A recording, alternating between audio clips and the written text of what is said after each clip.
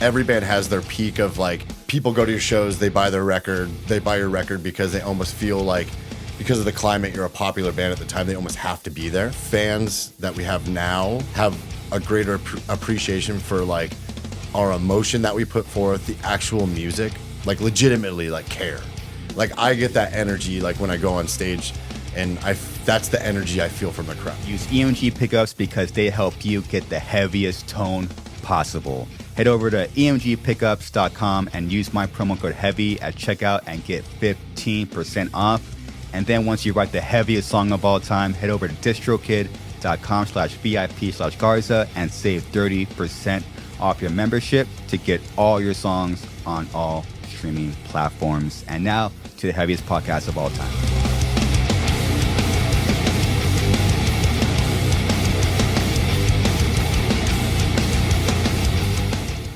I just feel like most bands get better. Like, take Suicide Silence. Your new fucking record is awesome. Like, everything you've done gets progressively better and better and better.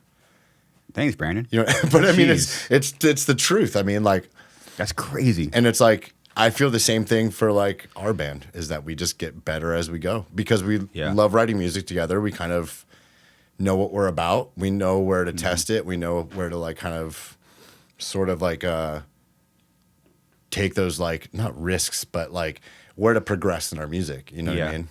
Yeah, you guys, Bleeding Through definitely does take risks, but also knows your sound, has a foundation. And then that's been a pillar in your career. Totally. I mean, it's definitely one of those things where I feel that we really know our sound and we know our vibe.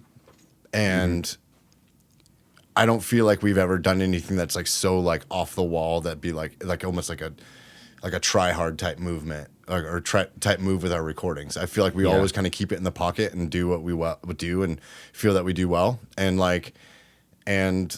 sort of progress off that. Yeah.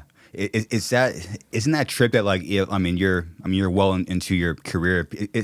Would you think or say that bands and people actually care more now than ever? It's interesting. It's weird. Like as far as like total like fandom, I feel like every band has their peak of like people go to your shows, they buy your record because they almost feel like because of the climate, you're a popular band at the time, they almost have to be there. Yeah. There's those bands where you just like totally, you know, they have to be there. People have to be at the shows. So we had that moment. I mean, kind of like a couple times in our career. Even we might be even going through it now, but I feel like our fans that we have now have a greater appreciation for like our emotion that we put forth, the actual music. I feel like they're more of invested crowd, and so that makes me feel like people care more now. Yeah, like legitimately like care. Like I get that energy like when I go on stage, and that's the energy I feel from the crowd. Like, hey, we fucking love your band. We fucking care. We know that you care. We know that you love us. And it's like this great, like volcano of like emotion and like aggression comes out. You know what I mean? And so I feel like people, in that regard, I feel like people do care. And I mean, would you consider that because you guys had to take like kind of like a break? I feel like maybe we gained like a little bit more of an understanding of like what, of like how important this band was to us by when we took, and we took like a life break. Yeah. It was one of those things where like, you know, like we were in this position where we were in our 30s, people were having kids and all that kind of stuff. And for me, it was getting hard to do tours. For other people, it was getting hard to do tours. The need was still there, the want was still there, but it was one of the things where we're like, dude, when we get offered things, now it's like we can never do anything. And then we started like going the route for like a couple years where we were getting like fill-ins all the time. And I'm like, this isn't why I want to do this band. Like, you know what I mean? It's like, I want to do this band because I want a solid unit together. I want to play with the ones that I've been doing this band with for a really long time and share these moments with them. And it wasn't that anymore. And I just know that we were all in positions to where we needed to get our lives in order. We weren't making like multiple kid money. You know what I mean? Sure. And so it was a way for like the people in the band to go out and establish their lives and their careers outside of Bleeding Through. Mm-hmm. And then when it was kind of time, like I feel like we all like established ourselves and had something else in our life, and coming back to it was kind of the perfect time. Yeah. And we love it more because we don't get burnt out. You know what I mean? Because burnout's fucking for real. It's a real thing, especially when you're going into like the 10-year, 15-year run. I mean, when you get hit and it's something that you love and you put everything you have into, dude, it's a fucking hard thing to take in, dude. Right. You know, and you guys, and you know, taking a step back. That takes, you know, years, at least a year or two. Yeah. You can kind of step back and, you know, assess, you know, your like your family and your life and your personal feelings and thoughts. Yeah. You know, and then probably, you know, and you're talking how you got the itch back like in maybe 3 years in. Yeah. Totally. Like after about 3 years away from it, I'm like, okay, I want to do some stuff. And I did like I tried to do like another project after Bleeding Through. And it's just one of those things where that didn't really work. It didn't really feel right. And then I did another project called The Iron Sun.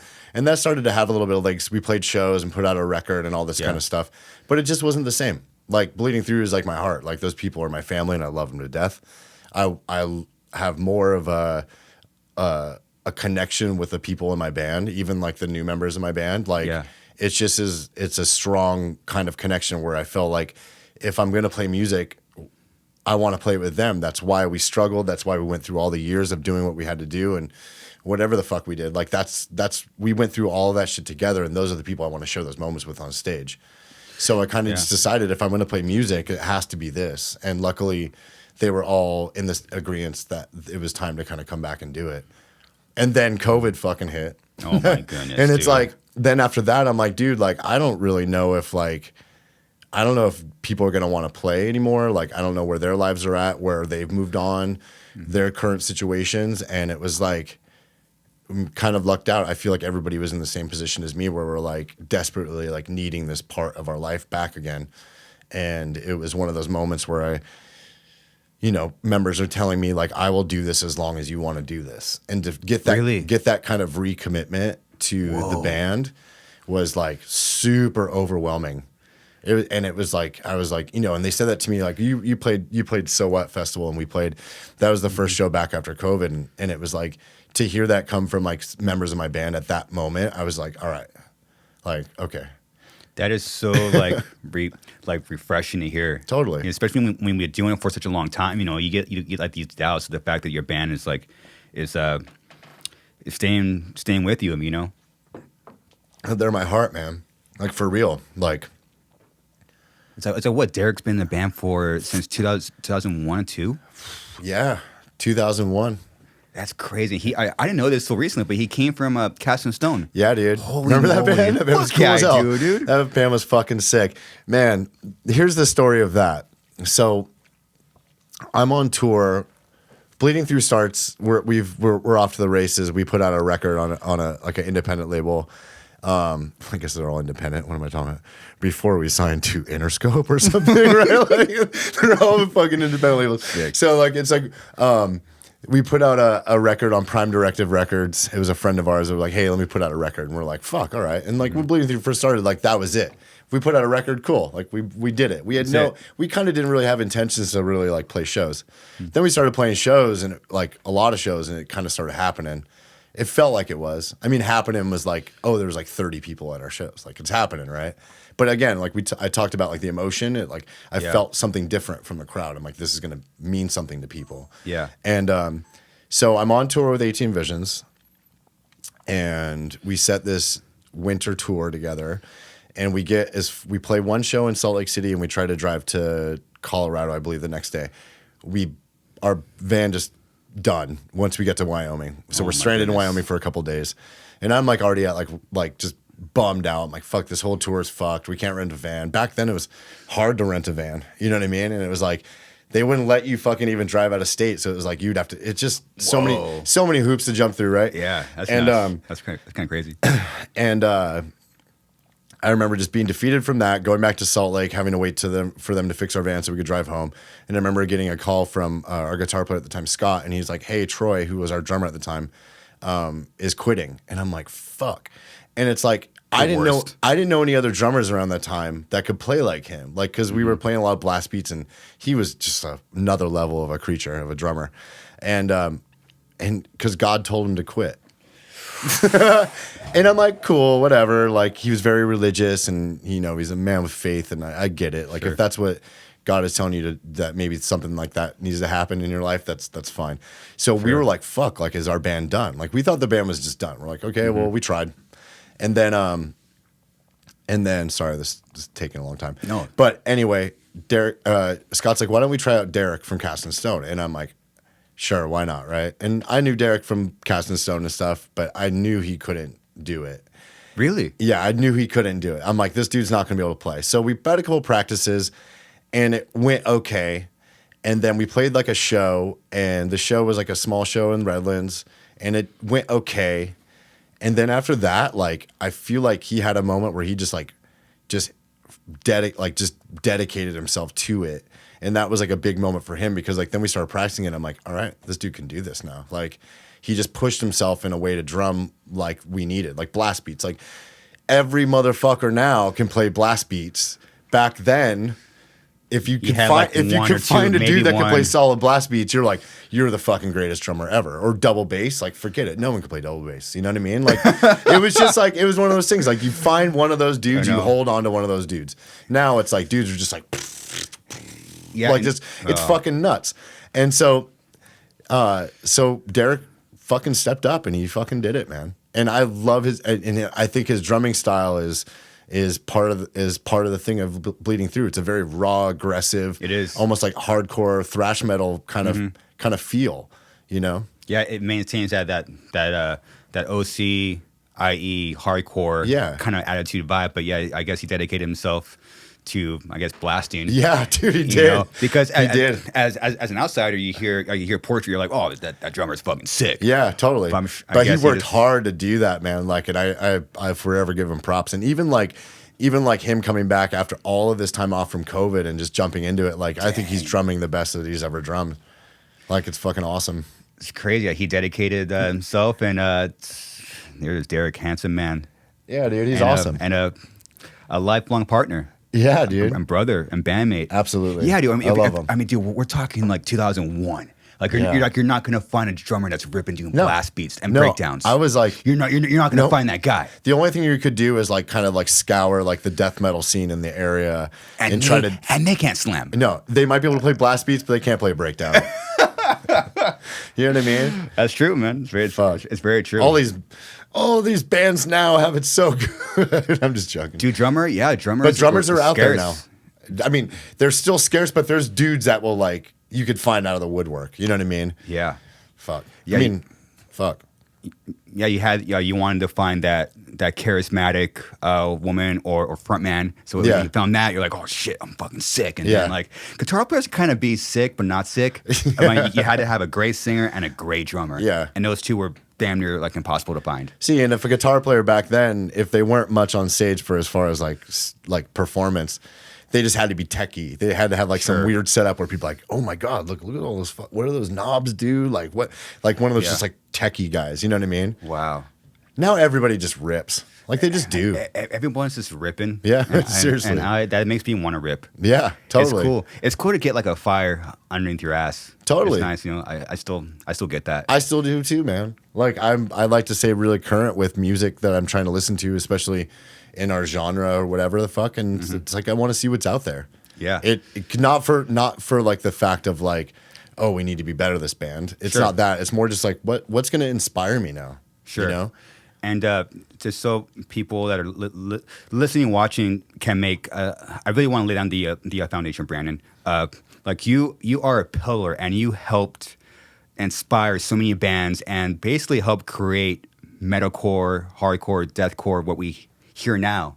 Damn. Well, that's the first time anybody's ever said that, so thank you. Yeah, man, it's great. I mean, for us, we just put on Spotify and listen, and that's what we hear. But from what we hear now, it came from you, Brandon, and Bleeding Through, 18 Visions. You were in Throwdown for a quick year. Yeah. Like these bands are late 90s foundational to what happened to like the sound and what it eventually became, to where to us is like it's just there's so many sick bands out there. Yeah. You know, imagine like I can't imagine a world without, you know, Bleeding Through and 18 Bitches, man. Like, that's awesome. You know, I who knows where the metalcore and heavy, anything heavy music would even be. Yeah. Like, you know, I was very inspired by like the like Orange County hardcore scene. You know, even though there's a little bit of beef here with the Crudes, but you know, but your music, Brandon. Thanks, man. Like I loved it, and I remember being a kid watching you guys, being inspired to start my own band, seeing Scott up there rip with the Warlock. You know, yeah, like dude. you guys fucking changed my life. You know, wow, that's fucking huge. That's heavy, man. Yeah. Well, I will say this. I'm not trying to diminish it, but like, we never used to be the band that would take compliments very well, but now it's like we work on it. So thank you, man. Yeah. that really does mean a lot, and I will give it to us. Like, yeah, we are the pioneers of what you hear now. You know, whether you directly know that or it's something that's indirect, and you could go through like the lineage of bands and find it. You know what I mean? Mm-hmm. I'll give us that credit. I mean, you just gave us way more credit, and that's very crushing. No. It's Thank you, man. Dude, it's very fair, you know. And also, like this conversation took 22 years to happen. Yeah, for sure. It's so weird. We like always cross paths, but no one ever like this introduced us and like shook hands. I have a theory. Do you want to hear my theory? Okay, let's go. It might be a little bit long, so let me just get this thing going on. Okay, for this one. All right, so like you had our scene, right? Yeah. And like when we were all, I might need a sip of beer. Oh my goodness. This is the most important sip of beer ever known. So this is history right here. It's like when Southern California was kind of coming up in the whole like hardcore metal world, we were so isolated. Remember, It was just like we would have to drive. We wouldn't even drive to like Vegas first because there was nowhere to play in Vegas, which is crazy. Vegas is one of the best places. Yeah, it's I sick fucking now. love playing Vegas. So you would have to bypass that and get to Salt Lake City. Okay. After Salt Lake, maybe you can find a show in Denver, but you normally had to drive to like Omaha, Nebraska. That was like the route. Dude, there was just nothing to do. So we had to really build our scene. And in the beginning, we were like united all together. Bands really kind of like had each other's backs, always pushed each other. It was like, we're all going to do this together. Then when it all started happening, and it was like, you know, management comes into the world, and I just remember for like a few years just being like, all this stuff's happening to our band? Like, what do you mean? Like, It was just like, holy fucking shit. Like, I can't believe this is even happening. Yes. So it was one of those things where, I'll give you just the story of like, about a couple years after Bleeding Through started doing it, it was like, oh, you hear Suicide Silence. You know, It was like Suicide Silence, Job for a Cowboy, like the new wave of like, yeah, exactly, like the new wave, right? Yeah. But I remember management and labels and agents all being behind this thing of like, we can't be friends. This generation of bands can't really be friends with this generation of friends. And probably the same thing coming from your management too. I'm sure not, I don't know if your management, but people in your circles that were like, you know, you guys need to take out the ranks of Bleeding Through and Unearths, and you're the next wave. You could over, and it was there. I was around it. Like, and it built like this, it's almost like we couldn't be friends. You know what I mean? It was, I felt that way. Like I remember doing a tour with Job for a Cowboy in Europe and being like, are we allowed to fucking play shows with this band? Aren't they supposed to be like the enemy to all things Bleeding Through in metalcore, right? We're metalcore, they're deathcore, they're coming for us. Like, how are we going to let them in on this? Like, it sounds fucking retarded, but like it really is something that is like, that's what was happening. Because it was like outside influences were trying to preserve and keep progressing what they had. And then you know, for us, and like keep it going, and then you know, people behind you were so it was almost like our paths were crossing because it was almost like it's almost like we couldn't form a bond. You know what I mean? Yeah. I look at terms of like this, like for like my era of like I said, like the Unearths, the Azalea Dyings, the Darkest Hours. There's a million bands I'm forgetting, but like that second wave of like Suicide Silence, Winds of Plague, like stuff like that. Like we weren't like, I've been homies with Johnny forever from Winds of Plague, but we were never really allowed to be friends. We tried to tour with each other. Agents wouldn't even allow it. Why? They're like, oh, you know, it's just because it was all dick measuring contests and posturing. It was. So I think that really contributed to the fact that like Suicide Silence and Bleeding Through have never played a show together. Mm-hmm. That's fucking nuts. Not even a festival, dude. Yeah. Like, that's nuts to me. Yeah, we literally just played together like a few months ago. We did. Yeah. But not the same day though. Or was it even the same day? Not even the same day. I'm talking about like the same day of a festival. I know we've been playing like festivals together and shit, but like never the same day. It was that's just like, I don't know, man. It's weird that that's how it was, but it really was. And it built like this weird animosity towards bands and shit, and that shit sucks.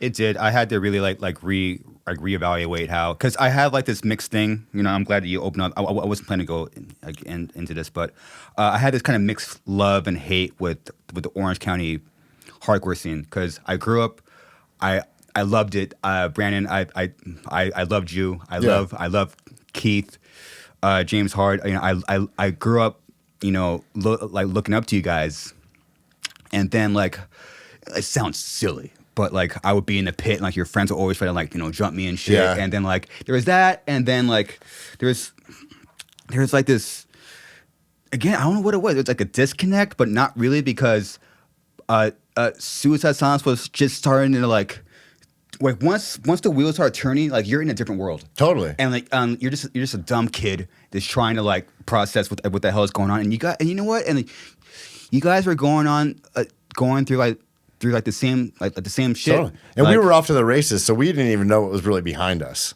Yeah. You know what I mean? We just had people working for us that were like, well, this band's doing this, and it's like, I get it. Yeah. Yeah, we definitely have that in common. Like there's your era of bands and us, where we didn't really have a road, and there's no band to kind of show you. Mm-hmm. And this all happened this morning, because it's kind of been weird, like listening to your records, and like now this I'm doing research, and like so like these emotions get awakened. Mm-hmm. You know, because there's a lot of history between Orange County, where I'm born, in Corona, and Empire and Mitch, and like there's all these things kind of get like brought up. And I thought about today, like, man, like the Orange County bands and the IE bands went through the same thing, because we both didn't have a roadmap. No one really helped us. No. And then for a split fucking second, I started to like dislike. I'm gonna see Brandan today. I'm like, I told you, like, again, like that hate came back up in me. Yeah. I was like, man, these guys should have fucking like showed us the ropes, man. Like, totally. we had nothing. You're bitter. It was an old bitterness. And old bitterness came up today. Exactly. It was weird. Dude, I got you. The same feeling. I'm like, you know what? It was weird. Am I going to talk about how like I almost was like led to like hate your band? Wow. But I loved your band. You know what I mean? Crazy. But it was like, I couldn't even like say that. Yeah. And it was like talking points. Like people would be like, oh, fucking Susan. And I'm like, Jesus fucking Christ. You're killing me, people. Yeah, it's weird. Like the bands that should have been talking to each other, and you probably have a whole generation before Bleeding Through that should have been talking to you guys. Oh, for sure. And like, hey, do this, don't do that. But like, you know, it seems like you didn't have any mentors, and I didn't, and that makes you fucking bitter. Yeah, totally. You see, I'm almost like, you know, you're kind of selfish sometimes. You're inside your own head. You're like, you know, why didn't I get hit up by these guys? And hey, you know, this is how you tour, and this is, you know, watch out for this, watch out for that. Yeah, say we're just fucking thrown out. And it's like, dude, it's weird dude, thing. I get it. It's and looking back, you know, it's all hindsight, but like for sure, like I wish that we felt comfortable enough to like really stay involved in the local scene when we were kind of off, like just getting off to the races of touring all the time. Yeah. You know what I mean? Like we lost track, you know what I mean? Sure. And it was just, you know, people putting the blinders on us, and it was very overwhelming. Like very overwhelming. It was. Yeah, it's fuck, man.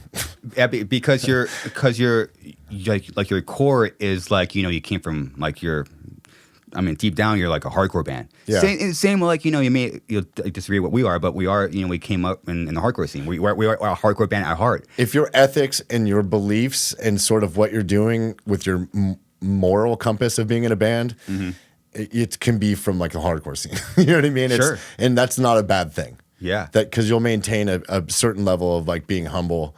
And you know what I mean?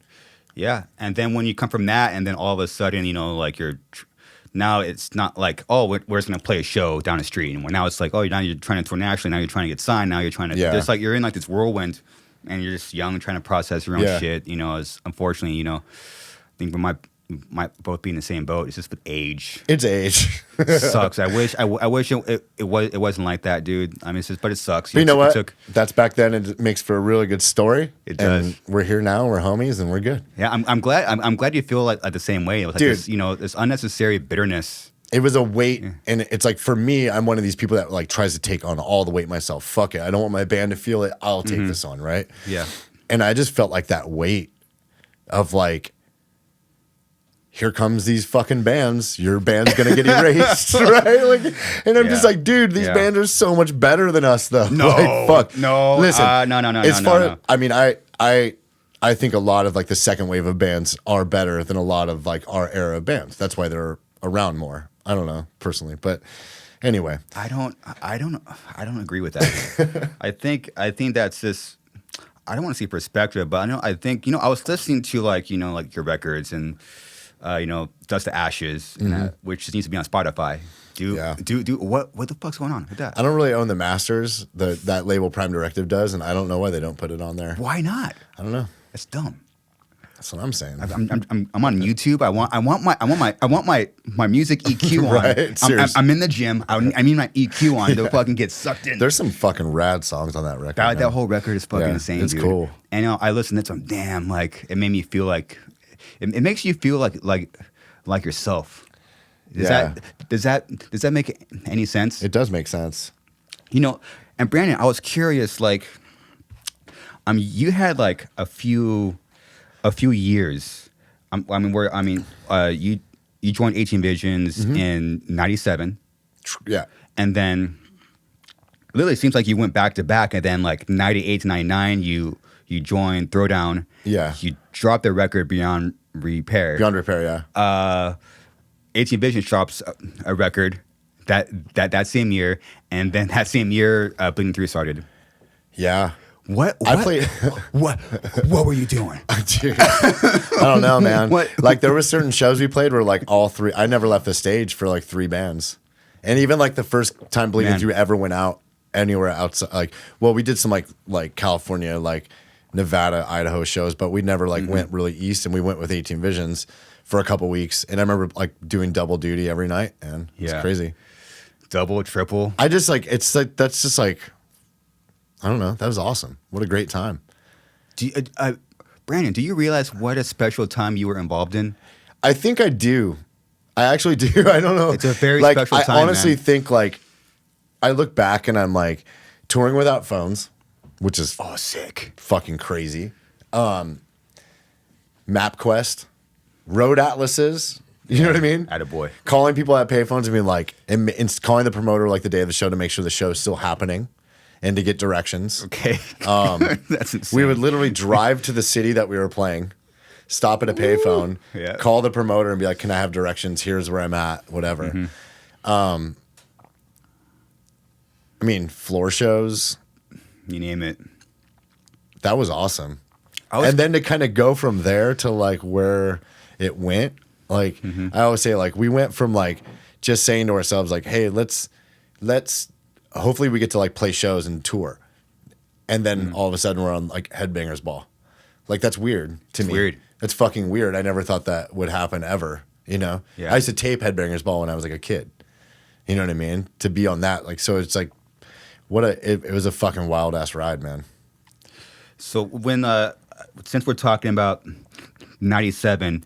I mean, obviously, I'm from like the IE, like your rival county. Yeah, but dude, I'm in bands with my band. Bleeding Through was majority Inland Empire for a long time. It's awesome. You know what? It hit me. Recently, like I don't really know the history of like the Orange County hardcore scene. Like what was that like? I mean, you're fucking hanging out with like James Hart and like and Keith and like know, like what was it like in like the mid '90s? How did you guys meet to eventually form? We would just meet at shows, and like I grew up in Newport Beach, and all the guys in 18 Visions grew up in Huntington Beach, and just go like Coos Cafe, going to shows where there's like 20 people and like some of them are these people and like, you just kind of like meet. And I remember going to see an 18 Vision show, right? And this is how I like got in the band. So I saw the first 18 Vision show ever at a place called Side by Side. It was a hockey rink in Huntington Beach back in the day. And it had a stage and they played under the name Macabre, whatever, however the fucking say it. Sick. And I remember like seeing it and being like, dude, this is fucking dope. Like super heavy. I'm like, this is like nothing like I've heard. Orange County was known for like bands like Ignite and like 1134 and Black Spot and like more like faster, like not happy, but more punk based at the time. And here's this band 18 Vision. I'm like, holy fuck, this band's like rocking my fucking world, right? Yeah. So then saw a couple shows and I was friends with this guy Javier that was kind of well known in like the hardcore scene and stuff, and he knew them and they needed a bass player, so they asked him to play bass. Then it was like kind of luck kind of came my way where they needed a guitar player and I'm like, I'll do it. Like Javier's like, hey, he can do it. And I'm like, at the time I'd literally been playing guitar for like less than a year. Sick. And I'm just like, well, I'm gonna fucking do this, man. It's like this is a chance for me. So I'm gonna just learn how to fucking do this shit, right? So I fucking take the guitar, like learn all the songs with Javier, go to practice, and I do well enough where they're like, do you want to be in the band? And I'm just like, holy fuck. Like, I guess I'm in like a real band now that plays like shows and shit. Like that's crazy. Whoa. Like, wow. Crazy thing about that time. So I started playing the songs, like their songs, and they're like, dude, why does that sound so heavy? And they're like, and I'm like, I don't know. And so I checked my tuning. They're like, oh, you're tuned to drop B. Yeah. And I'm like, oh, no worries, man. I'll just tune back up. And they're like, no, we're playing drop B now. Sick. Impact from day number 1. Wow. And then Throwdown. That's it. Same thing. They started playing drop B because 18 Visions was at the time. Yeah. Whoa. So you're talking about like, Q's Cafe and so on. So obviously there was like, like a group of like 30 people. Like, how did you even, this makes sense, how did you even get there? Like what were you guys listening to? I listened to a lot of like really like eclectic underground, like noisy hardcore. I was always into stuff with like blast beats with like more like high pitched screaming or like some stuff that had a little bit of like, you could tell there was like a little bit of like death metal influence to it. Yeah. So like bands like And Then We Talk from the area. Wait. Okay. I can't even spell that, but And Then We Talk. Bands like Phobia. Oh, Phobia, yeah. Yeah, like stuff like Phobia, like Excruciating Terror. Excruciating Terror, nice. So stuff like that. And then I would see people from the hardcore scene that I would see at hardcore shows at those shows. And so I'd be like, oh, well, I can go talk to them like, hey, I saw you at fucking Ignite or whatever. And so then you talk and you like start talking about like these other types of bands, like more crusty, like more aggressive bands that I was like into. So then, but those bands would play at like Coos Cafe in front of like nobody. You know what I mean? Yeah. So I've met like a lot of people from like doing that kind of stuff. Yeah. Like going to those shows, like those total crust shows that were like, oh, that's what I was about. Like it was awesome. Damn. Yeah. So you're just into heavy shit. I was into like really heavy and really fast, like all the time. I wanted fast, I wanted heavy. And that's the one thing about 18 Visions is we weren't fast. We weren't like a fast band. And like I felt like, personally, the direction I would have taken it would have been similar to like just adding a little bit more fast elements, a little bit more like metal elements to it, which eventually just I put towards Bleeding Through. So, but that's the direction I wanted to take 18 Visions. I felt like we were evil enough, but that when I was starting Bleeding Through, all of our ideas of what we wanted 18 Visions to be were completely different. Sure. I thought we were going heavier. They wanted to go more like mainstream, like more like Stone Temple Pilots influenced heavy music. Yeah. Like, what's that band called? Hold on. What's that band that the dude, Vision of Disorder was a band that like they always kind of like, oh, like Vision of Disorder. But what's the band? Blood Simple. Blood Simple. Do you remember that band? Oh, of course. Like that would have been like that's like what they were kind of going for. I just wasn't really on board with that kind of stuff. Yeah. So I was kind of like, and it was naturally. We parted ways and it worked out for the best for both bands. Absolutely. You wanted like heavy. Once I started playing shows with like Bleeding Through, doing some tours and stuff, I'm like, this is something that means like so much to me, and 18 Visions just didn't. Yeah, you know? I never connected with their lyrics, and I'm a lyric person, so it's like if I just wasn't really into I wasn't into the vibe. Yeah, I think they knew that though. Of course. Yeah. Would you consider yourself an easy or a difficult person to work with? Shit. I'm really hard on myself. Okay. And sometimes I let that kind of like spill over to the vibe of the room. Yeah. Like I'll fucking just tear down walls with me. I'm just like, I'm having a bad day. You're having a fucking bad day now. Just like fuck. Total like egomaniac, narcissistic bullshit, right? Oh my goodness. But it's also because I'm bipolar and I really fuck myself up all the time, you know? Yeah. Like, so it's just one of those things where I used to be like that. Now I think I'm pretty easy to work with. Yeah.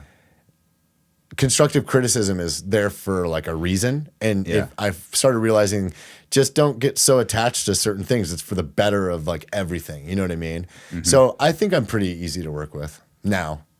I think always actually, but I was just really aggressive about myself, and I think that kind of like tore down the vibe of things. And I used to second guess myself. Now it's like when we're recording or whatever, writing a part, I love the imperfections. I want to hear something real. Of course. Yeah. So like I'll be like, that's good, and people are like, no, I can clean it up. I'm like, that's good. You're just gonna clean it up and be like, I guess I should just go back to no. Stop wasting time. Yeah. If you hear it and you love it, that's it. That's it. Why fucking beat your head against the wall, right? True. I was just curious because I mean I just see so many like personalities. Yeah. You know, like you and Keith and James and I mean that was a little bit hard, like because that's taking tough. 3 alphas in a room together all the time, and I was the one that just was like, well, I need to be the alpha of Bleeding Through. You know what I mean? Yeah. And it was more like, it was hard. It was hard. Was there any creative tension between you and Keith? Because you guys were both. I mean, the year is kind of interesting. Like what? Like, I mean, he came in. He came in while I was in Throwdown still. Yeah. I was the only guitar player for a couple years. I did a record called Yesterday's Time Killed. Yes. And I was the only guitar player on that. And I was just kind of at the point where I'm like, these bands, like, we need to have 2 guitar players. And Keith wasn't really going to do Adamantium anymore, or I don't know if he did it anymore. He might not have been doing it. But I was like, dude, like, why don't you play in 18 Visions? It was more just like, we're on tour, Throwdown together. I'm like, hey, just play in 18 Visions. And yeah. I mean, I don't think there was anything that was like animosity between it. He's a really good songwriter. Like, he really is. Like, he has a very good ear for like what he wants to do. He's good with structures. I just think that like my creative thing at the time, like I was all about metal at that time, dude. Yeah. I just started getting like, you know, the Swedish sound just fucking knocked my dick in the dirt. And I'm just like, I look at the gates, you fucks. Soilwork at the gates, in flames, fucking just, let's do this, right? Yeah. And I just think that wasn't going to be part of 18 Visions. They didn't listen to that music at all. I was like kind of like the musical outsider. Yeah. It's crazy how you guys were all like in a weird way, all like in the same bands in like a short period of time, all still have very different sounds. Yeah. So interesting. Like I've always thought that was weird to me as well.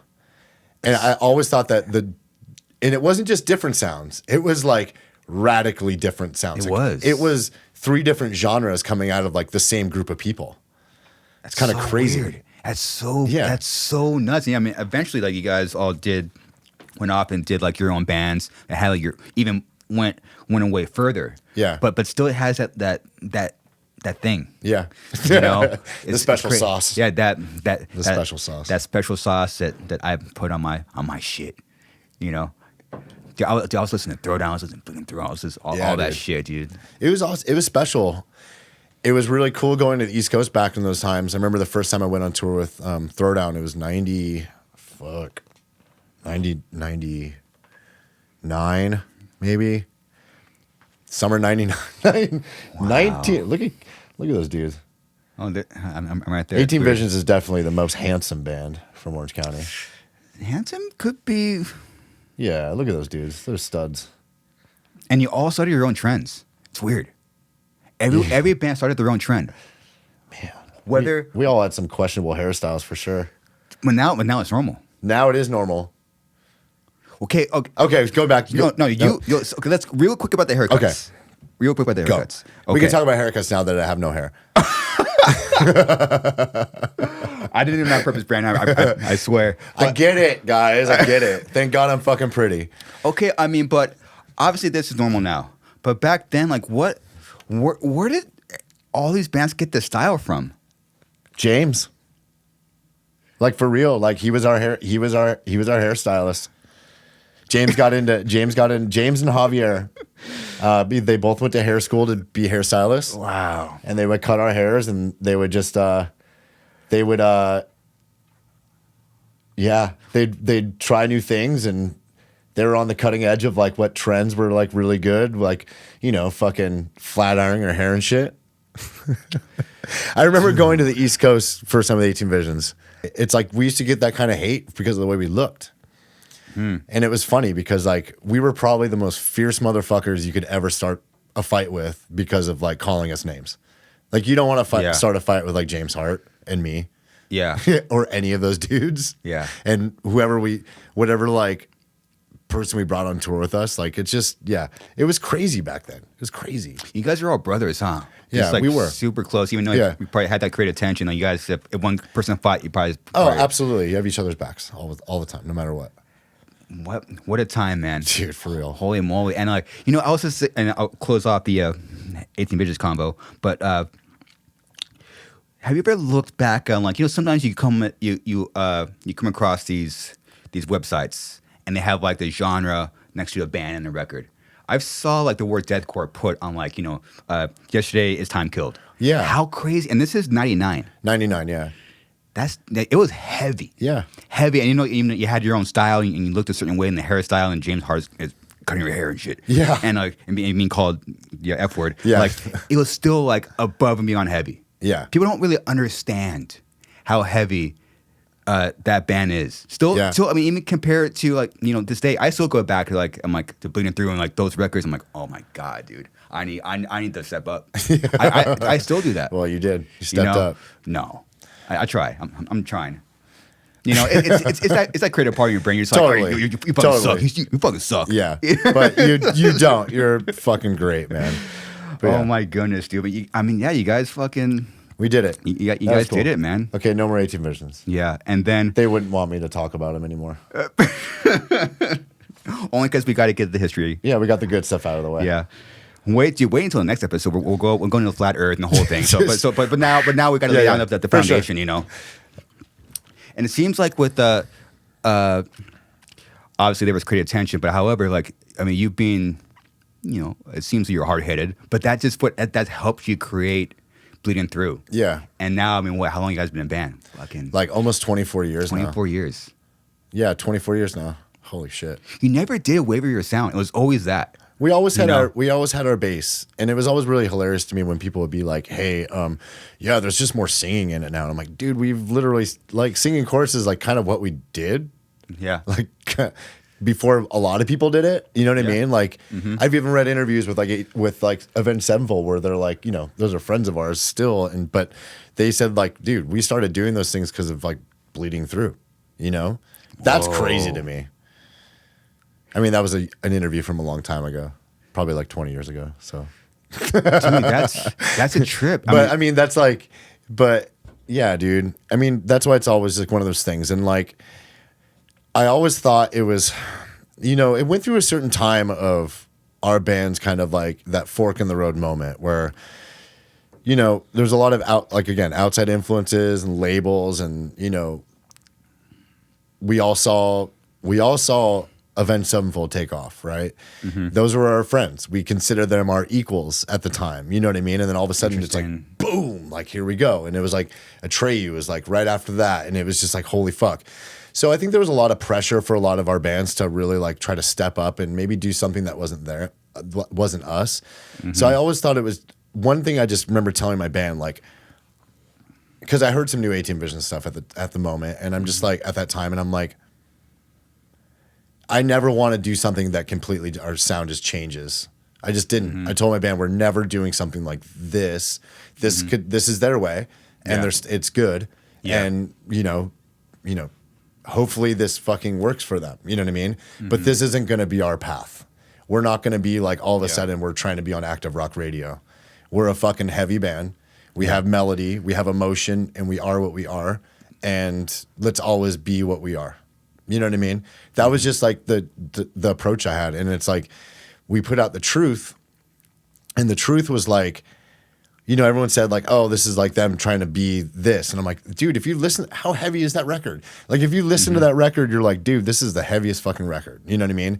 It just is the point where like, it's a heavy record. Maybe the recording wasn't like where we wanted it to be as a band, but like, you know, whatever. So anyway, then everybody after the truth was like, we were writing Declaration, and even my friends thought that we were going to put forth like a radio rock record. Why? I don't know, because that's what everybody was kind of doing. Even at that time, like Throwdown started writing some more like radio stuff, which was, I thought was great stuff. Yeah. But they started like branching out and doing a little bit more like radio friendly type stuff, you know? Yeah. And I just listened to those. I listened to those bands, and I listened to I know what our label wanted. I know what people around us wanted. They wanted us to do the same thing, to take that swing. And our friends thought that we were going to do that. And I just remember going and writing Declaration and just being like, this is going to be a fucking black metal record. And honestly, like, I listened to it, and it's like, it might not be your traditional like Norwegian or Scandinavian black metal, like whatever the fuck, but that's a black metal record. Like, that thing is it's my favorite Bleeding Through record still. It just is so aggressive. And it was kind of like a fuck you. Like, we are not going to be one of those bands. It works for them, not for us. We're Bleeding Through. And we just want to remind you guys that that's what we are. So stop fucking thinking we're going to do something different. That's like what that was. That's why I called the record Declaration. That was our declaration to say, basically, this is what we are. Stop expecting us to try to be something we're not. You know? And we're okay with that. Whether we crash and burn, whether nobody fucking likes it, whatever, this is what we're doing now. This is where we are. And the record sounds great. I mean, it was produced by Devin, Townsend. Yeah. Sounds awesome. Yeah. It's rare. It's surprisingly it's rare, but when you get a record and you hear, it finally sounds like I want it to sound. Yeah. It's tough. That's such a unique recording too. I don't even know how we would like do that recording again. What a legend, dude. Devin. Yeah, Devin was awesome. Dude. There's some fucking shit. Holy fuck, that dude. I've never been around somebody that was just so invested in someone else's music. Really? Yeah.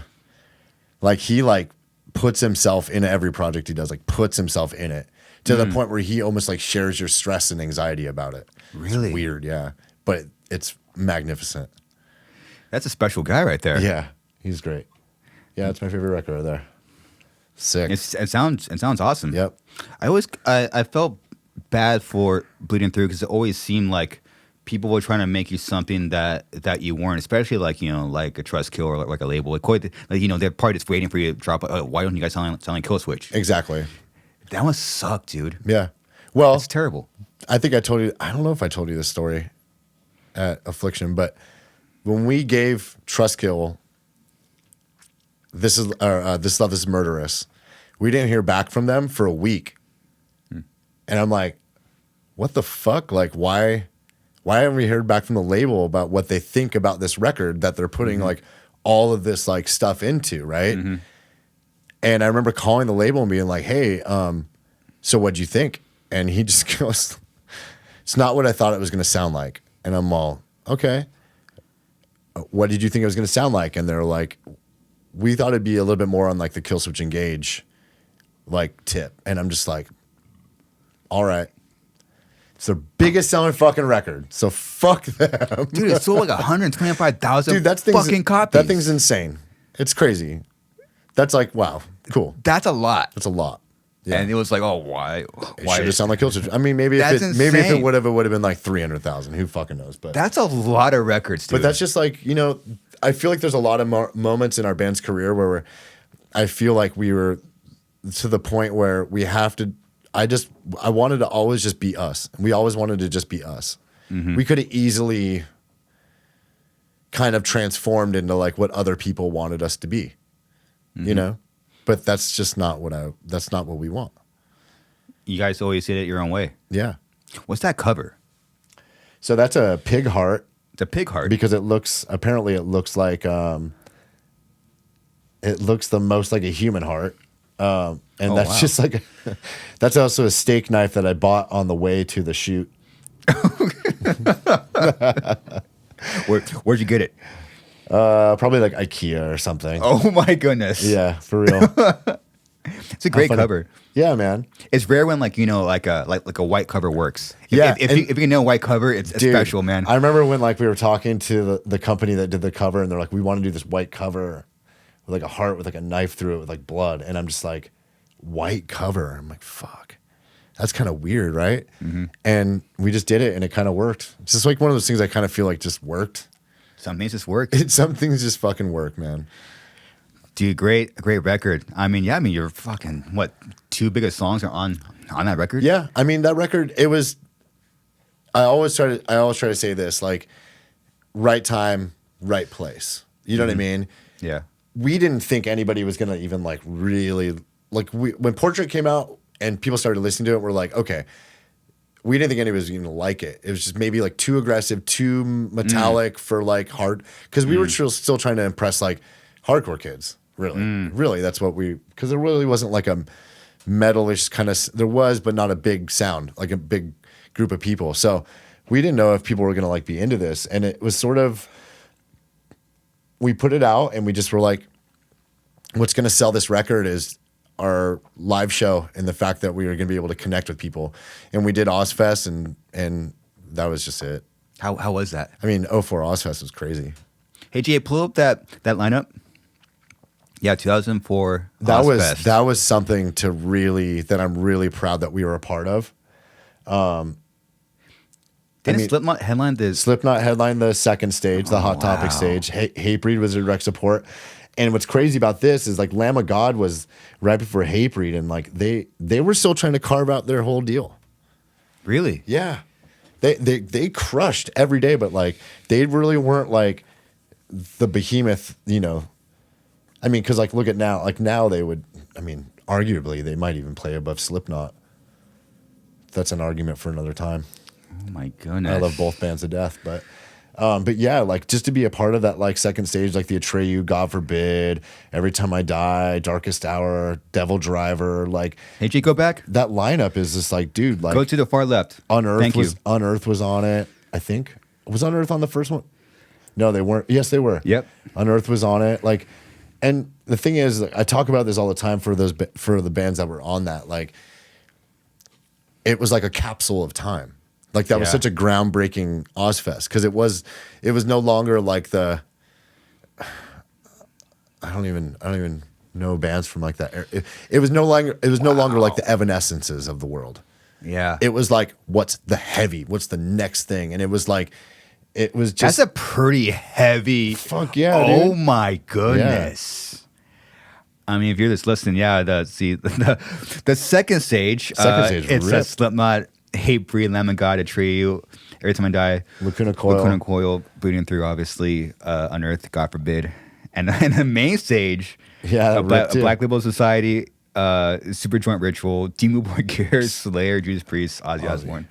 What a fucking That's insane. That was just weird because it was like a bunch of our bands that have never been in buses before.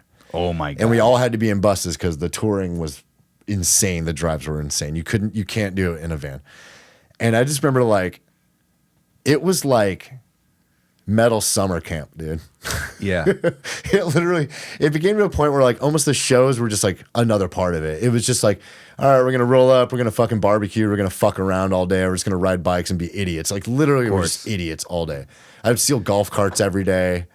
I had these little fucking like 50-stroke little fucking like motorcycles. I would just cruise around and get in trouble all day. Like literally, I was just trying to like get in trouble.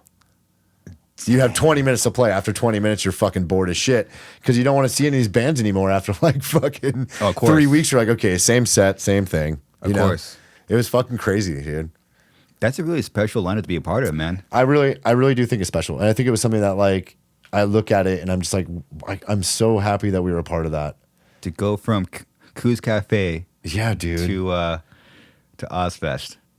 Yeah. And then we got to do it again in 06, and that was just even crazier. How was that year? That year was cool. That year was when we started hearing about Suicide Silence a lot. Uh-oh. So it probably sucks. No. No, those shit year. No, 06. I remember being on that and hearing about Job for a Cowboy and Suicide Silence a lot. Wow, that was a time. And it was. And I think I loved the 04 year a little bit more. Okay. I think it was just so raw and just fucking awesome. There was too much expectations for 06. Oh, it wasn't course. fun. And what I mean is we heard about Suicide Silence because then it was like the heat was turned up. Here's all these bands. We got to fucking get this shit going, right?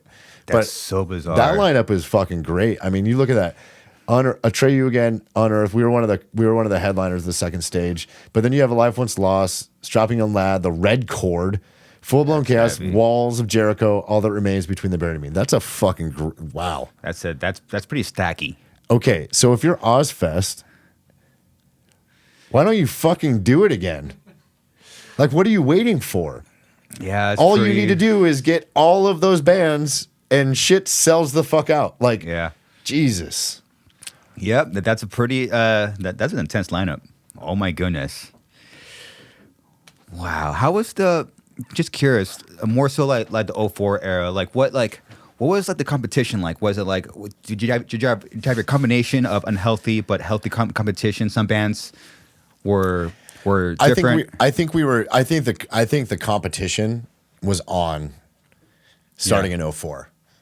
Really? That's when I think we started to realize like, okay, this is like who's next? Who's the next band? I really started to feel it then.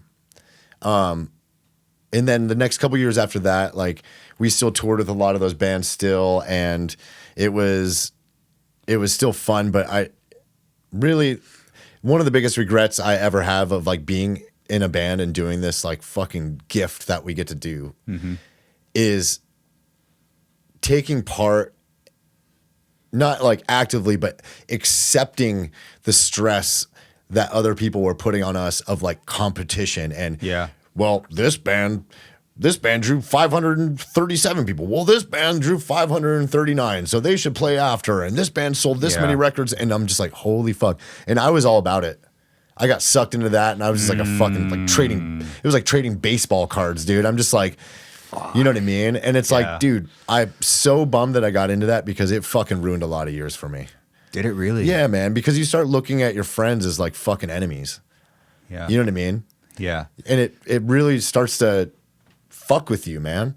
It just did. Yeah. When we were at our peak, the truth came out. We did a tour, sold out fucking tour, huge fucking rooms. Some nights, multiple nights at House of Blueses, bleeding through Every Time I Die, Between the Buried and Me, Haste the Day. That's an insane lineup. That would never fucking happen again, ever. Maybe now because we're all older and it's like, we're homies. We can do this. Yeah. But dude, that was it. Every Time I Die is one of my favorite fucking bands. A great band. Period. End of story. Love that band. Love the dudes. Loved having them on that tour. But that's when just the whispers of snide shit talk. And it wasn't from them. It was from everyone. Yeah. And it kind of caused this thing where we kind of knew it was on. It's on now. Like all of our bands are kind of like in this unknowing competition with each other to be like the biggest thing. Who should headline the tours? What kind of money we should get for this? And that's the way that is the way the music industry fucking goes. It is. But to us coming from like the underground scene where it used to not fucking matter, that's what I wish I would have fended off and just have been happy for my friends' band's success. Yeah. Not see it as like a fucking threat. You know what I mean? And I've talked to a lot of people in bands that feel the same way I do. They never wanted to feel like that, and they're not those type of people, but that thought crept in their mind. Once it creeps in and it fucking grabs you. You are grabbed and fucked. And a lot of relationships like aren't the same. You know what I mean? That is true. It sucks. You know, and it sucks. You know, I talk to like Trevor from Unearth like a lot now, and like, you know, we were never like the best of friends. We always like really good, but we, you know, our bands were the same fucking size. That creates. Do you know how many issues that created?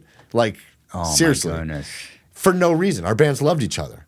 You know what I mean? Yeah. But it was always like, oh well, we should play able to bleed through, and then we're like, we should play. Now it's like we're trying to set something up in Texas right now. Where we're literally just gonna flip every other night. So because who fucking cares? Yeah. You know what I mean? Like, yeah, you get older and you realize, who cares? Yeah. It's funny, like you touched on something that I realized, dude, like early 2000s, the lineups were insane. Like a local show, Yeah. there was no one really cared who was playing where. Yeah. It was like if Bleeding Through opened or played fourth or headlined or Throwdown played second, no one cared. And it was just like, sometimes, like, I don't know, Joe from Showcase, like these lineups would just be announced, or you could get, see it in the paper, like, what the fuck? Yeah.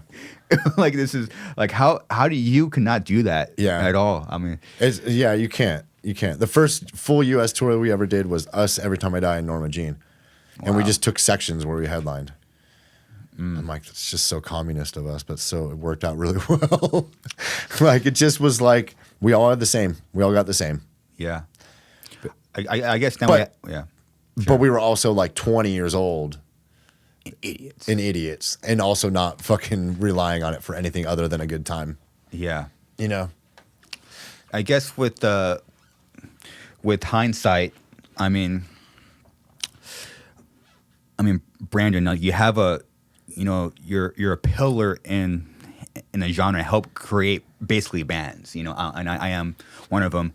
Now that you have the hindsight, what is there a part in your career besides this, like, that you wish you would have done differently? I mean, yeah, like, there's two things. One of the things I'm talking about, I wish I wasn't so closed off to people, but I did struggle through, like, bipolar. I hid it from my band. You know what I mean? I didn't want it to. Serious? I didn't want it to ever really be a crutch for me. I hid it from a lot of people. Like, the band is like the least of the amount of people, like the important people that I hid it from. But I just never in my life wanted it to be something that, like, I was like tagged with. I tried to run away from that. So the anxieties of things really made me really hard to deal with. Mm-hmm. And I wish I just would have been open with my struggles and allowed my band to, like, help me, because I think that would have, like, helped me keep relationships with people, be open to not, just sort of being a little bit more, like, outgoing. Like, I was 100% in on shows, but like, I'd go on tours and you wouldn't even fucking see me. You know what I mean? Yeah. I'd be so stressed out, anxiety because of my shit. I'd be playing video games until I go in on stage or going to the gym. You know what I mean? Like, I would just stay away. And so I feel like I missed out on a lot of, like, really good bonding time with a lot of really good people that I respected and admired and looked up to, because I was almost, like, afraid to be out in, like, public around people, I've spent time over the last, like, a lot of years, like, repairing a lot of friendships. Like, when I saw you at fucking Affliction, I beelined it for you and I'm like, we're fucking hanging. Yeah. You know what I mean? Appreciate that. That's pretty much what happened. Yeah. Hey, yeah. What's up? I know you, you know me. Yeah. We love each other's bands. We just never really were in a position to, like, hang out before. And what a beautiful thing. You know what I mean? It was great. And so I wish I would have, like, been a little bit more, like, open with, like, what I was dealing with. Second thing, we were offered, not that we were never really one of those bands that was like when I tell you about Avenged Sevenfold, like, I've known those guys for so long and they always wanted to be a fucking huge band. You know what I mean? That was just like, we're going to fucking play arenas, and they do it. Wow. You know what I mean? We never really had that mindset, but we were offered a lot of opportunities that probably would have, like, catapulted us to a point that we aren't at now, maybe a little bit more commercial. A lot of discussions were like, you have the look, you have the performance, you just need the sound. And a lot of people, we've had opportunities to sort of, like, take that swing and sell out, whatever the fuck you want to call it. And we didn't do it. And it's not like I have a regret about that, but I've kind of was like, dude, like, what could we have done if we would have allowed a little bit more outside influence for, like, our musical direction and, like, aesthetic, whatever. It just would have been fun to kind of see, like, where that went. Yeah. You know what I mean? Maybe. I don't have no regrets about, but that just kind of would have been kind of cool. Yeah. You know? Do you take that as what maybe you wish you were more ambitious as opposed to being like, this is like I come from the Orange County hardcore scene. That's it. See ya. I mean, I was very ambitious, but that was what I was ambitious about. My thing was like, I'm a real ass OG, and I'm gonna fucking stay that way until I fucking die. I mean, I still carry that around with. I still feel that, but just little part of me was like, what if I would have like swallowed the red pill? You know what I mean? And then seeing like what could have happened. But I mean, like I said, no regrets. But yeah, it wasn't ambition of being like something. My ambition was 100% just trying to be 100% respected in myself. Yeah. You know?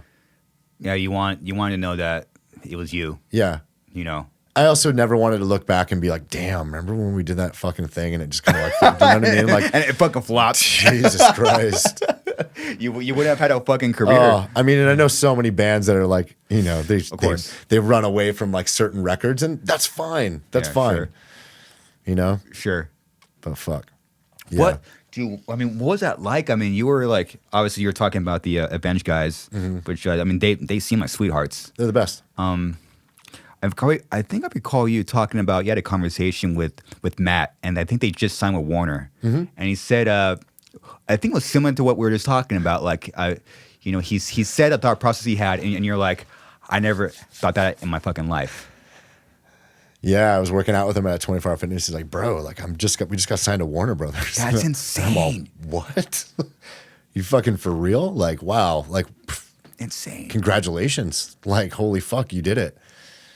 And I remember him saying the contract was for like millions of dollars, and just being like, and just being like, wow. And it happened for them. They fucking rip. So, yeah. Do you think it was just they just had a mindset? Special guys, man. Special guys. And I do attribute that mindset to like where, like I said, like being kind of excluded, closed off from the rest of where our type of music was happening. You know what I mean? Yeah. The East Coast and wherever. You just had to have that ambition and that mindset, like failure is not a fucking option. Like, we're going to make it happen. It's true. It really is, man. Yeah, it's weird. I mean, ambition that definitely goes, you know, a long way. You know, I had that, and oddly enough, I got it from you. Well, thank you. It's strange. You know, it's strange. Like, do you talk about how you had the ambition to do this, but like I got my ambition for Suicide Silence that I got, you know, this. I see heavy sludge breakdowns in arenas. I did say that in my mind, but it was kind of, it seems naive, and looking back at it, seems fucking dumb. Like, how that's not possible. But like, you know, keep the same music, but how do you get it up there? Yeah. And I mean, we got blessed with, you know, me and Mitch met, and that was just kind of it. Yeah, that was off to the races. It was just, okay, I have a question regarding Suicide Silence. All right, let's go. What was the band Drexel? Drexel, yes. What was Drexel before Suicide Silence? Drexel was that your deal? No, that Drexel was a band from Riverside that a close friend of ours, Jake. He was just a close friend of me and Mitch. Okay. And previous members of Suicide Silence. You know, we have like your core friends when you're like, you know, in that high school, and like so Jake was a singer that we loved and respected, and he always had our backs. He passed away a few years ago. Fuck. But he was a close friend. He sang a song on The Cleansing, but they were sick, and their drummer was like I don't know where, but he was like a shredder. So our old drummer was taking lessons from him. Yeah. He was fucking sick. But yeah, Drexel was like That's awesome. I didn't know if that was like you guys before that. I remember seeing a show at Chain Reaction of them playing once. But I remember Mitch was on stage, and maybe he just did like a couple songs or one song. Sure. I don't know. Yeah, Mitch sang in a band called Dying Dreams. I remember Dying Dreams. So yeah, I'm pretty sure you guys played a bunch of shows together. Yeah, dude. Well, I'll tell you this right now. So like this story of when we played at So What. When after COVID, you know, when COVID kind of hit, like we were actually kind of like on our stride of, okay, we're playing regular shows, we're getting good offers, you know, the record's doing well. I feel like we're back. Cool. So we're kind of in the swing of things, and COVID hits and it's done. And that whole time I was like, I kind of was, you know, thinking about not doing it for like a while because nothing was inspiring me to do it. It just, I was lost for inspiration. There's a lot of things that happened during that time. It was a loss for inspiration. And I remember being at the show, that So What Festival, and watching Knocked Loose. And I remember after Knocked Loose off, Brian came off stage and shook my hand. He's like, "You're Brandan from Bleeding Through," and I'm like, "Yeah, man." And he's like, "Hey, I'm Brian." I'm like, "I know," and he's like, he said to me, he's like, "You know, like you're one of like my favorite like bands ever. Like I wouldn't be doing this if it weren't for like your band." And I'm like, "Well, here's this. When I was losing inspiration to try to do this, I was listening to bands.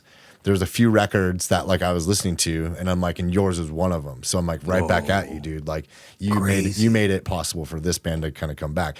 But another one of those records was Become the Hunter. I started fucking listening to that record, and I'm like, dude, this is fucking dark. I fucking love that record so much, dude. Whoa, and I remember listening to that record so much, and I'm like, dude, like we're doing this again. Like we're gonna do it. They're doing it. We're doing it. Holy shit! It was so sick. That record's fucking amazing.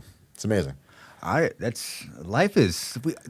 So technically, we're working right now. We're basically stalkers. This is crazy. And what a life, man. I know. What a fuck. Can I go to the bathroom? Sure. Can we pause for a second? Yeah, this isn't sure. live, is it? No. Okay, good. I don't fucking know, man. Who cares? No pause. You're what? Pause is all good, man. Let's do it. I'm ready. I drank a beer and I have to piss it. Dude, how sick has Become the Hunter? Come on. It's a good one. Fucking banger, dude. It's fucking a good one. Banger. It's a good one. Sick on that record. Eddie did a good job. Eddie, every record, he's slowly getting sicker. Takes time. It does. My thing with that record and him is that it was like a better representation of what I thought Eddie's vocals can be. Mm-hmm. It wasn't just like that's what I still love about your band. It's not like a guttural fest. Yeah. You know what I mean? Even though he is like the best at it. Sure. And it's effortless for him, which is crazy. But his voice is so much past that. And that record, I was just like, fuck, this is great. Yeah, okay, we're back. And See, we're back. Being straight edge, you don't realize that like when you drink beer, you have to piss like every fucking hour. So, speaking of the subject, I wasn't planning to go into this. It's okay. But so you were straight edge until your late 20s, right? I was straight edge for 20 years. That's insane. 13 to 33. 13 to 33. Mm-hmm. I was wrong. Yeah. 30s. What was that first whatever, like that first drink?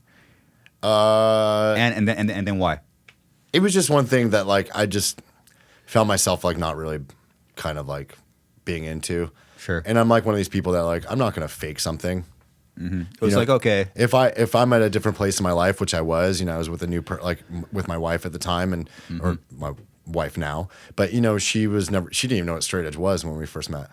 Interesting. Or what Bleeding Through is or anything, right? So it was like, sick. I'm trying to explain this stuff to her, and then after like a couple years, I'm like, I'm just gonna, my life's different now. I just, yeah, I'm gonna have a drink. I think I got like pretty buzzed off like half a like Sapporo. Half you're like, what? I'm like, whoa, this is like weird, right? What you feel? What's that? What you feel? It was just like lightheaded, kind of like, okay, I'm good. I feel good. This is weird. Yeah, I'm in love. Yeah. Some of the best times, and honestly, thank God I was straight edge for a long time, because I look back at our touring career and I'm like, fuck, if we weren't like that, like we would have been fucked up. There's just some personalities that just can't drink when they're young, dude. And I'm very convinced by that. You might be one of those personalities. I definitely am. I would have just been a nightmare, because especially at the time when I didn't really have a grip on like, my mental issues, and the band didn't know about that. Like if I was like drinking and stuff like that, just making it worse. Like, oh my God, that would have been a nightmare. Oh my goodness, dude. Yeah, you would. And singers already suck to be around. So I mean, we do, man. We do. That would have fucking sucked even more, man. Oh my goodness. Did you lose any friends? Yeah. Oh fuck yeah, dude. Really? No, I don't think because of that. I lost friends right before that because of other reasons. Sure. Personal reasons in my life. But yeah, they were all straight edge, and I'm sure I've heard, back then I heard what they had to say, and I just like thought it was funny. It's funny. It's funny. I don't fucking care. 30s, 40s. I'm like, dude, like, you live your life, I live mine. Stop worrying about me. Mm-hmm. I'm good. Gabe Ochoa. Mm-hmm. Yeah, so he, because me and Mitch sold out around like the same time. Like 20. Once he turned 21, he sold out first. I'm like, it's my turn. Yeah. I got 1 year, baby. Yeah. I wasn't the first one. And guys like that, close friends were always very, I don't want to say supportive, but just still loved you and accepted you. Like, I mean, hey, you're not a piece of shit. Yeah. Cool. Yeah. And we still hang out. And I think that me selling out was more celebrated than anything else. Sick. It was just like, after that, like when I would go around and play like shows or see bands, and bands would come in town and they'd be like, heard you smoke weed, or I heard you drink now. And I'm like, yeah. And they're like, we're doing this. Like, they're like, we've waited so long for this. What the I remember Darkest Hour, right? We played a show at Darkest Hour in 2014. Goodness.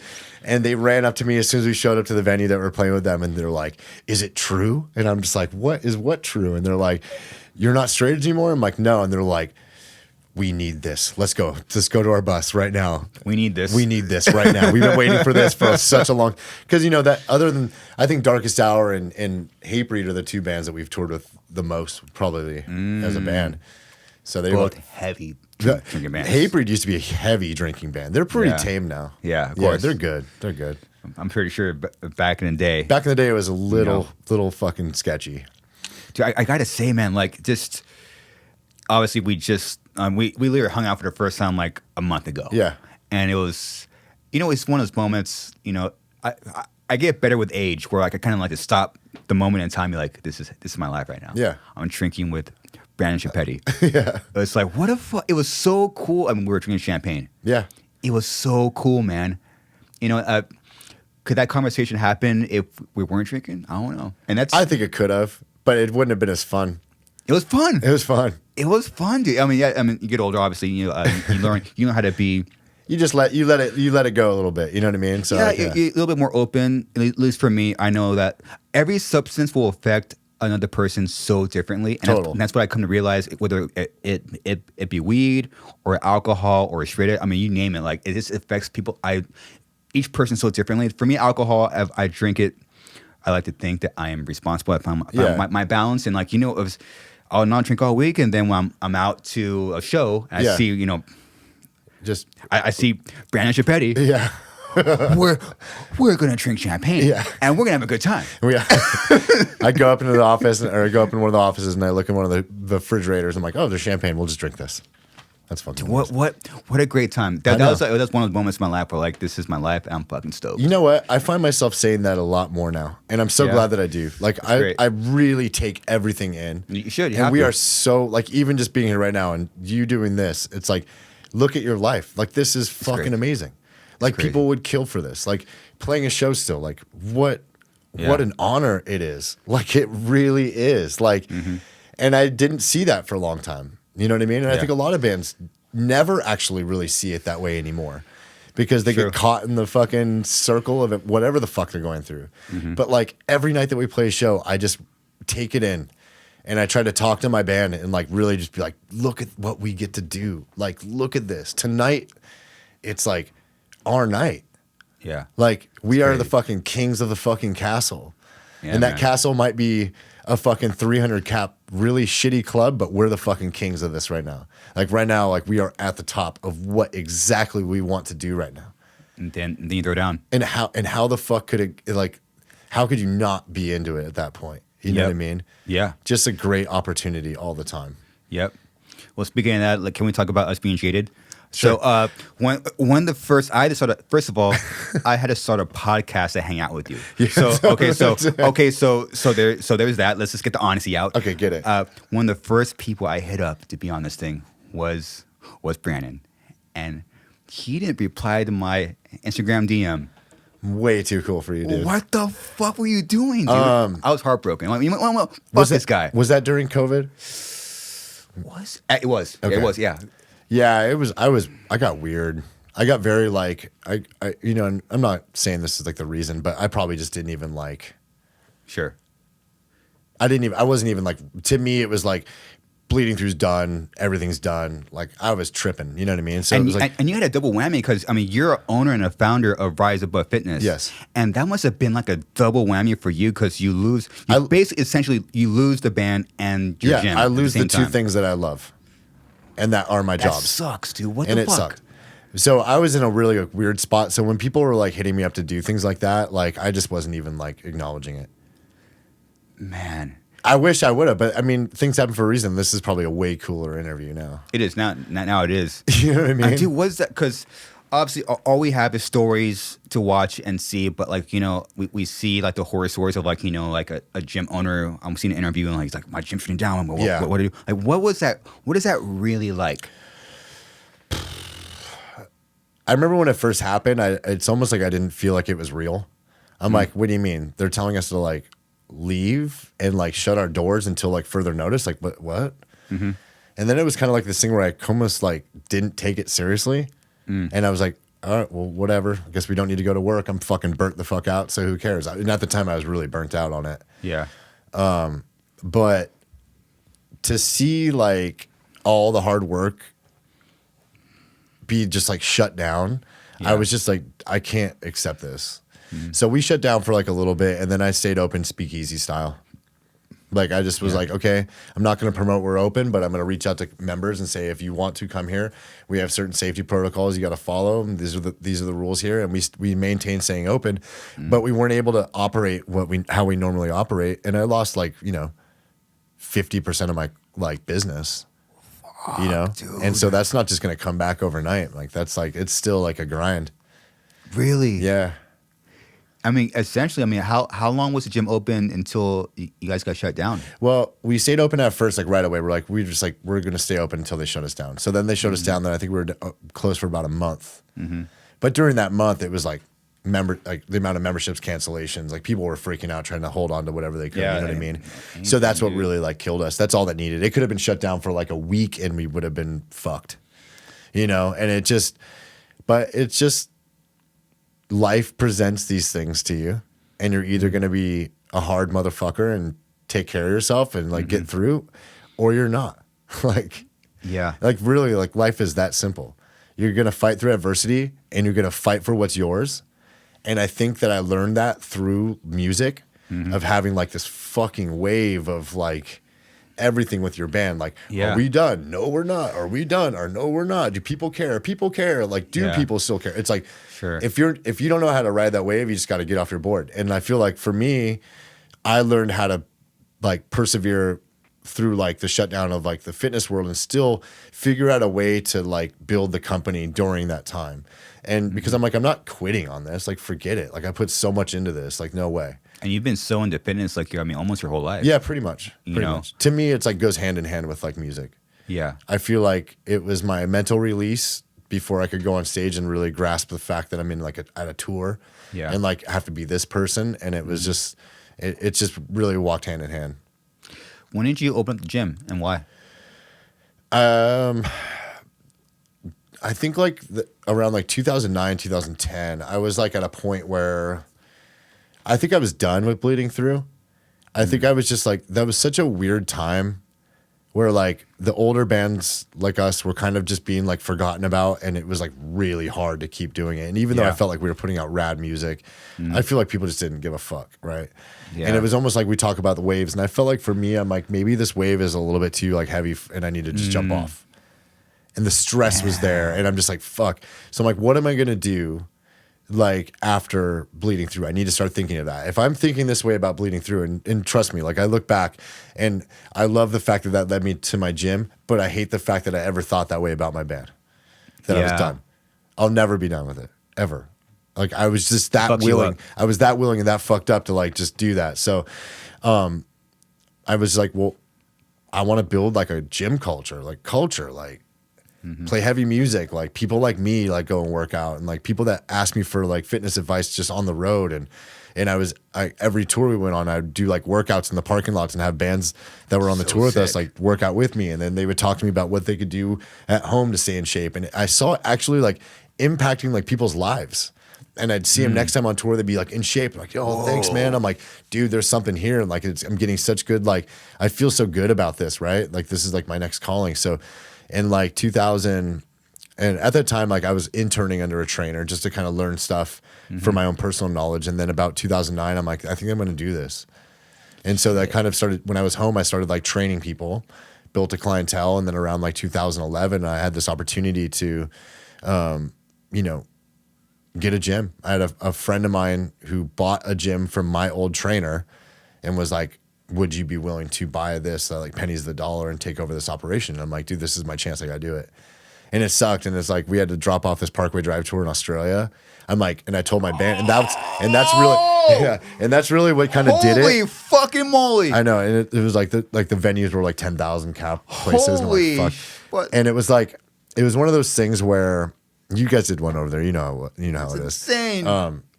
What a move, man! What and a move. I had my meeting schedules, my meeting time, and when I could take over the lease, and when I could start operating the business as Rise Above Fitness, my own fucking gym, was right smack dab of when I was going to be in Australia. So I'm like, I told my band that, and they were not happy, and that was kind of like the beginning of like when we started like, okay, maybe we'll just operate this band on a part-time basis, and we did that for a couple of years, and I'm like, I don't like operating on a part-time basis, but I had to take that step, and the band was bummed on me, and I get it. Wow. But and it's funny because last time I saw Parkway Drive, they were so like not into seeing me. And I'm just like, don't blame me. Like, you guys are massive. Like, what happened though is like, we dropped off the tour, and then the other band dropped off the tour, and so they had to postpone the tour. Really? I feel like they didn't drop off because of us. Just something. Sure, And I feel like it kind of like got, I feel like maybe they blamed us for that. That's a Brandon. That's a big move, man. Yeah. But I'm also one of these things where like, was that tour really going to make us fucking megastars? No. Yeah, sometimes, yeah. They're there for Parkway Drive. They're not there for us. It's tough, man. You get put into these like decisions in your life where you got to make some hard decisions, man. I mean, for you, I can only imagine that was probably pretty tough to make. That was a gut-wrenching decision.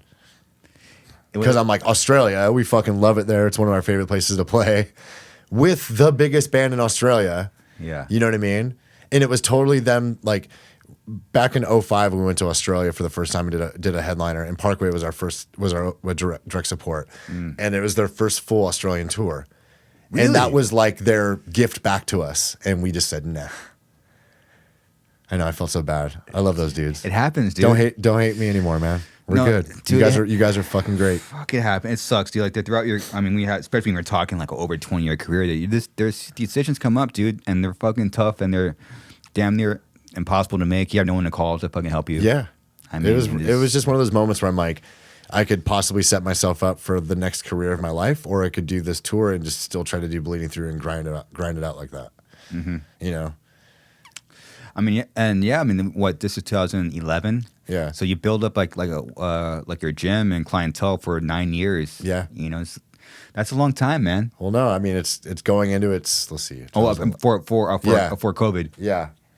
And the COVID years kind of erased a year or so, like whatever. But we fucking made it.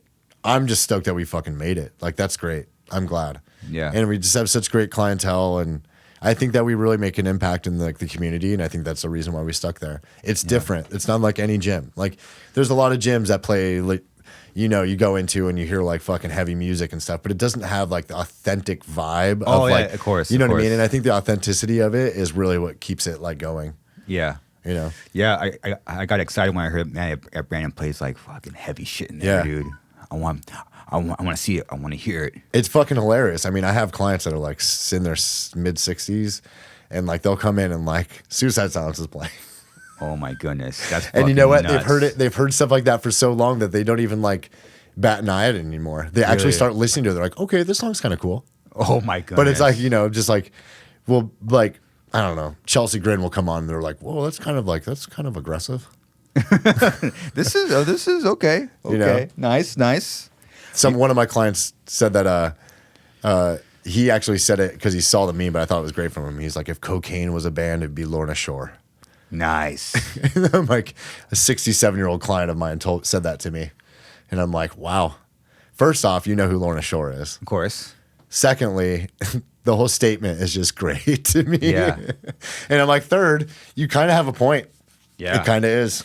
It's kind of insane to see how far like the heavy music genre has come. Total. And you've seen so many like eras. Yeah. You've probably seen bands get massive, go away. Dude, so many. You've seen like the styles change, I mean, you're kind of the person to ask about this, but I'm gonna let this fly off my brain. But what have you seen that has in a band that really has that lasting effect? what have I seen in a band? Yeah. Like a current band? Both. I guess a band could be your era or a band now. Like it just has that like, these guys would be around. Shit. And they're just connecting with people. It's like, what is that? What do they have? Well, I think the band that I feel like connects with the audience so much, and I think that a reason why they're so big and so at a forefront is Lamb of God. Like that band got where they are because of the connection. Like, you know what I mean? Like, I remember seeing them. My last tour with 18 Visions, we toured with Mushroom Head. Nice. Mushroom Head, Lamb of God, 18 Visions. That's and insane. I remember watching Lamb of God. I remember watching Lamb of God. New American Gospel was the record they were touring off of. So it was a long time ago. Jeez. And I remember seeing them play and just being like, this band gets it. They got it. Like, I just remember seeing, like, they have it. Like, Randy, like, connects with these just, like, creatures. I hate to call people creatures, but creatures. You know what I mean? Like, what's up, motherfuckers? We're here to fucking knock your dick in the dirt and shit like that. And that was just like, I would just see that. I'm like, fucking genius. This band's going to be massive. And I knew it was going to last because he had that connection. He was authentic. Authentic. Right? It was authentic. As far as bands now, like, if you want me to give you like a thing now, I can honestly say Lorna Shore is going to stay. Same. Yeah. That's sick. They just have like a vibe. Like that dude, like, when I saw them play like with you guys in LA, first time I ever saw him play, and I just remember like seeing that dude walk on stage, like the singer walk on stage, and just being like, he just has the presence. Yeah, that's it. Like he doesn't have to move around a lot. He doesn't have to do crazy shit. Like he has like the presence, and the band has that vibe. And so I'm like, that's not going to go away. And they're going to be that band that can fucking write like a straight up indie record, and people are going to be like, genius. Genius record. It's a fucking genius record, guys. And then when we do it, they're fucking shot. Sellouts. Sold out. We did the same thing, you fucks. They just want to be a new metal band. Oh my goodness. Your answer is yes, we do. But yeah, they do. You do got something. It's funny. I tried so hard not to be a dad and like, don't do this, don't do that. Yeah. But I mean, hopefully bands out there are making their own decisions, which I think we both probably learn the hard way. You got to make your own decisions. Ultimately, it's your band and your decision. Like, it's just like I said, like there's that time where I talked about like fucking years of like not befriending bands because of like this stupid competition bullshit that like people cared about that wasn't us. For real. Labels, fucking managers, agents, and stuff like that. And I'm not faulting them. That was the time. They were doing their job. But the golden era of like our type of music was totally like tainted by like the behind the scenes like greed. And that in my mind, that's like what it was. It was just fucking greed. You know? There's a lot of people that came from worlds where we did not have shit, and all of a sudden we're like, I mean, I look back at some of the guarantees we made at shows, and I'm like, I laugh. I'm like, are you fucking kidding me? Yeah. Like, how? Why? You know what I mean? Yeah. But it was just greed. Like, that's straight up what it was. And I knew when that started happening that I'm like, shit's gonna get fucking weird for a long time. Wow. Yeah. It's so unfortunate. That's how it has to be. God, man. And it's still like that. I just don't. I just don't have the patience for it. Like when we talk to bands and offer them certain things, if they even come back with like I mean, you can come back and negotiate, but if you come back with like some sort of statistic that I'm supposed to care about, I don't even want to play with you anymore. Yeah. Who gives a fuck? Yeah. We've played a lot of venues where one time we play and there'd be 900 people. Next time we play, there's 300 people. What rhyme or reason? Who fucking knows? And then next time we go back, there's 900 people again. So when people try to put like venue stuff in front of me, like, well, this band did this and that, and you guys did that, and it's like, I don't care. That means nothing. This band's new record sold this. Great. No one cares about new songs. They don't. Yeah. They like them. It's like I get it. It's like when that stat gets brought to me, I'm always like, you have a new record, great. But you've been a band for 24 years. It's like AC/DC having a new record. Do you really care about that? Of course you're going to listen to it. Sure. But when you go to the show, do you really want to hear those songs? Not really. You want Back in Black, Hell's Bells. You want that shit, right? Yeah, of course. And we understand that. We play new shit, but our shit's old. That's what people want to hear, and we still love those fucking songs. Mm-hmm. Do you find when we get older, like those like older songs have like a new meaning, and like you actually get more, you get a reinvigorated stokedness? I think so. Songs. Yeah, it's you crazy, kind of like put yourself back and almost get a different interpretation of what the song kind of means to you. It's weird, huh? It's weird. Yeah. Age, man. Bleeding through, man. Wow. Shout out, man. That's sick. I look back at like some of those pictures though, and I'm just like, fuck, man, we were so young. How old are you there? 22. Still a straight edge. Fucking edge. I actually, if you focus in on my hand, go a little bit more. I probably have. Is that a bracelet or do I have an X? No, I don't have an X. I wouldn't have worn an X. Damn. Brandon, well, I got to tell you, man. Just thank you for everything that you've done for heavy music, man. I mean, you've done so much for. I mean, so many bands. You're welcome. It's crazy. It's been that's my life's. That's the best thing in my life. Mm-hmm. It really is. And actually knowing you now, you are you're you. And I without knowing, kind of, I guess, got inspired by that and took that. And now I'm doing my own thing with it. But yeah, dude, it's crazy to finally meet you and hang out with you. Yeah, for sure. Hear your story and I'm drinking with Brandan, the singer of Bleeding Through. Get fucked, you fucks, dude. Well, dude, fuck yeah, dude. Well, and also Brandan, I'm not sure you would call. People are calling them different, but either people call it an EP, some people call it a single. But you have more songs on it. But but those new 3 songs are the EP. I guess you could put an EP. Yeah, thank you, man. Sick, we have a new single called Wartime that's coming out April 21st. April 21st. Yeah, bro. Well, this will be out 2 days before that. Oh, that's fucking perfect. Woo, I told you, man. We're going to time that shit. Timed it perfectly. Good. We were dropping. We'll probably have a headline. We'll be sick. That's awesome. Fuck yeah, dude. Brandan, but I am honored to finally know you. And dude, we're BFFs now, man. And, you're not going to call you my friend. Same, man. Cool, man. Well, Brandan, love you, man. Love you too. Appreciate you. And until next time, man. And there will be a next time. There will, man. There better be. All right, everyone. That's it. Peace. Later.